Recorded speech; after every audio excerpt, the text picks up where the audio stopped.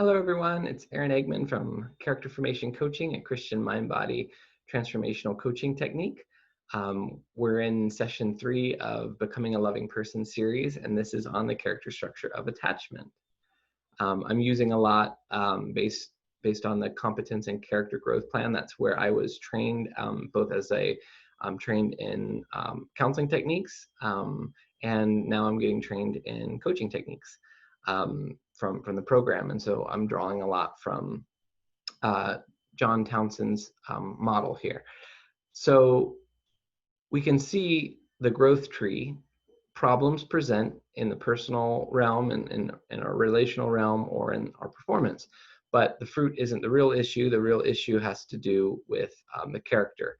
And so today we're focusing on attachment. And in an ideal growing environment of grace, truth, and time, we can grow strong, healthy character. And so focusing on attachment, God's plan for healthy brain development is family, growing together in an atmosphere of grace, truth, and time. What we're going to find out is with all of this character structures, there's a map in front of you right now, 4 main structures, 10 substructures. We're going to find out that it's actually God's best for us to form character in relationship, in family. And family can be thought of course, we grow up in our family of origin, our FU, but we can have reparative emotional experiences in our family, in the family of God. And so the family of God is this perfect place for us to grow into character.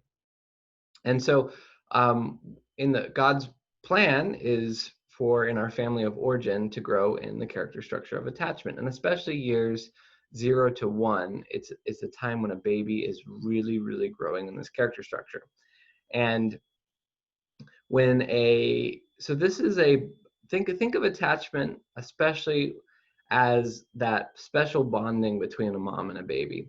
You know, when a mom looks just adoringly at her baby, and the baby looks adoringly at the mom, and there's this beautiful connection inside where it's just that the gaze of adoration, looking at one another, fully present with one another, and just seeing, wow, what a beautiful child, what a beautiful individual, and just that directing all that love and that gaze really develops the baby's brain.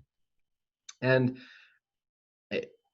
a baby is able to develop those kind of connections later in life. When the baby grows up, it'll be able to form those relationships, and they'll be able to be fully present with what's happening inside, and being able to feel and deal with emotions, communicate about emotions. So we're going to go into it a little bit. So attachment, you can think about, is the ability to get in touch with your needs and the ability to communicate your needs with others, and also develop those deeper relationships where it's not just surface level relationships, but you're actually able to be in touch with the deeper parts of who you are, and connect the deeper parts of who you are with the deeper parts of other people. And so it's kind of a hard, when we're deficient in attachment, kind of explaining that deeper level of connection is a little bit difficult. If we have never experienced it, then it's a hard one to describe. But it's just where it's like that deep feeling of belonging, that of being known, all parts known, and all parts loved. No part of you being outside of the relationship with people and with God. It's like God's love is permeating to the depths of all of you are, the nice shiny parts and the parts of yourself that you're not aren't so presentable, or we only share that. We reserve these parts for ourselves for really close relationships. And so that deep connection is attachment. And then there's 2 substructures: relational, having to do with our relationships with others, and that's especially the parts that I'm talking about, the needs-based, connecting our needs with the needs of others and naming them. And then also emotional regulation. And so emotional regulation is your capacity to feel and deal. And there's we're going to go into it later in the series about the science behind feeling and dealing, but there's a place where you're able to know what an emotion feels like in the body, and to be able to name what that emotion is, and then you're able to kind of like feel it when it starts. There's gonna be a, you know, 1 or 2 or 3 minutes of feeling that emotion, and then the emotion dissipates, and then it doesn't constantly come back up again and up again. When we emotionally regulate it, we actually feel and deal with it, and then we're able to take adaptive actions in the world, and that emotion doesn't keep coming up again and again. There's an indicator when an emotion keeps coming up again and again, and we don't know how to deal with it, or anxiety, or feeling like a chronic fear, or those are indicators that we're not feeling and dealing, and we're not emotionally regulating. We're either in fight flight mode, or we're in freeze, kind of a freeze, don't feel, numb mode. And so that's either the fight flight, the anger, like the unregulated emotions. But it's really tricky, because if you never grew up, if anger was a bad emotion in your family of origin, you won't actually know how anger feels in the body. And as soon as you start to feel any sort of anger at all, you'll push it away. And so emotional regulation is kind of tricky, because we don't know how to feel the emotions that our family of origin wasn't okay with. And so that being one part of the character structure of attachment. And so if we split attachment into 4 levels, again, thank you to Scott Macon and the Townsend Institute for putting some of this together. I based these charts on that from what I'm learning in the program. So level 1 is identify feelings and needs in self. And so that's being able to, you know, self-reflect, and to know what you're feeling, and to name what you're feeling and what you need. Later in the series, we'll go over needs too, and naming, and being able to get in touch with your needs. But that being a level 1. Level 2, you're able to express feelings and needs to another person without being overwhelmed, initiates getting needs met, and comfortable with own needs. Level 3 desires need-based friendships and pursues them. Begins building a life team. What is a life team? A life team is 3 to 10 people that are these close relationships, where you're able to connect all parts of who you are into relationship with these individuals, and they are able to support you. If you only have one person in your life, it really becomes dysfunctional, even in marriage. And God never created us for just a single relationship to handle all of our needs. You know, we work with it with Him, we attach and bond to Him, and we also attach to other people in our life too. Not just one person, but, you know, family. Family is not just a single person, but there's brothers and sisters and all that type of stuff. So a life team is 3 to 10 people in which you stay connected with on an ongoing basis. You bring your needs into the relationship. Level 4, you're aware of feelings and needs in others, and empathizes, serves others, and is not overwhelmed by negative emotions of others. So now you're being able to see emotions in other people. So as we feel and deal with emotions in ourselves, we're able to be present with another person.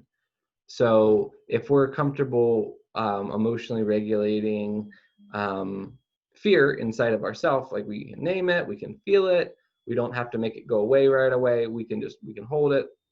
Okay, I feel fear.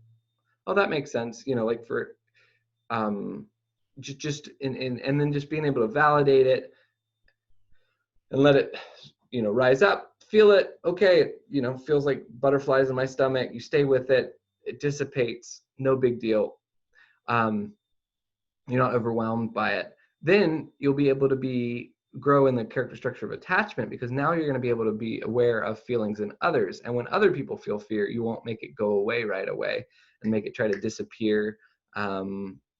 But we can instead be open, curious, accepting, and loving towards that other individual and whatever emotions that they're feeling. As long as if we can stay in that open, curious, accepting, and loving stance and just hold those emotions with the other person, and we're not overwhelmed by it, but we're able to stay emotionally regulated ourselves, that's when we're really growing strong in attachment. And we can think about that with the concept of containment. containment is a mom and a baby when a baby begins to feel anger for the first time, and it's just so outrageous. It's like, ah, like the baby screams, and the mom's able to look at the baby and just help the baby name the emotions. Yeah, you feel anger. Yeah, it's, wow, you really don't like it. And the baby can then look at the mom, see that it's not, anger's not overwhelming the mom, and then the baby knows, oh, okay, so anger feels like this, and it's, being angry isn't the end of the world. I can feel it. It's not catastrophic. It can, once I feel it, it goes away. No big deal. And so that is especially good with anger. Is so when you're able to do that now, when you grow up, and you're able to do that with another person, and another person's feeling emotions, and you don't immediately make the emotion go away, but you're able to stay with it and stay with them and let them feel it all the way from beginning to the end, and you sit there and hold that and contain that emotion with them. That's the concept of containment. And so that's really where empathy comes in. So now feeling emotions with people, being okay with emotions in self, staying with and feeling emotions in other people, that really is where empathy, where we learn empathy and where we grow in empathy. Level 5 is comfortable discussing what it is like to be with a person in a relationship. In the present moment, access to feelings and needs in the moment. That's like really hard, right? When it's like another person's feeling a strong emotion, and then you can like communicate with that person what's happening inside of you when they're feeling that strong emotion, and you're able to feel and deal in the present moment. You feel, you name, they feel, they name, and you're able to stay with them, even when stronger emotions come out, such as anger, fear, disgust, some of these really intense emotions. Holding those and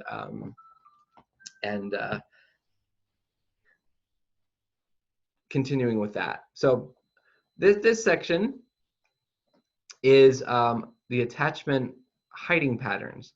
And so this is especially has to do with when, instead of connecting these parts of ourself into relationship with people, these are some defensive behaviors that we do in order to avoid feeling that need for relationship. So instead of connecting, like when we're feeling a pretty big emotion, and having that life team member that we go to and talk to and connect ourselves with, we might use one of these defenses. And so I recommend for you to read through these and choose one of these internally that you use. That's what happens inside of you. And the relational, what you do in relationships. Honestly, it takes a person of character to be able to identify what defenses we use. We all have defenses, and it really takes a place of insight and to be able to really recognize what we do. So I do recommend that you take the time here to read through these and choose one internal and one relational hiding pattern that you utilize. And then you can, why do we do this? It's all for the sake of love. When we realize what we're doing, then we can be able to notice it, name it, bring this into relationship with people, and have a support team to begin to grow in these areas. So I'll let you read through on the own to save the time on the video.